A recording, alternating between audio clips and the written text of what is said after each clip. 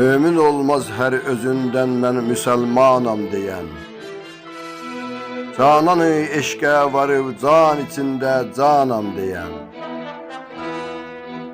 Hər gedaya lütfüla leşkəri Əhməddən nəzər.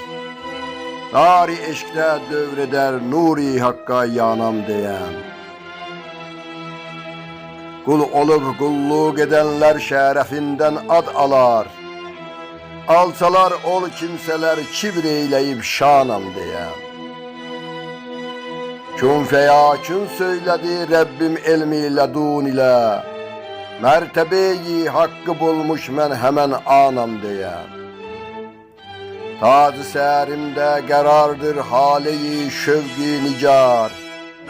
Bəxti yegin aşiqandır Misri sultanam deyən.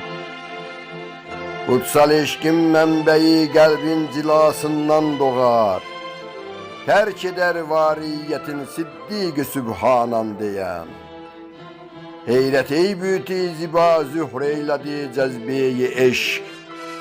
Mirsədi səd afərin bu nəzmə heyranam deyən.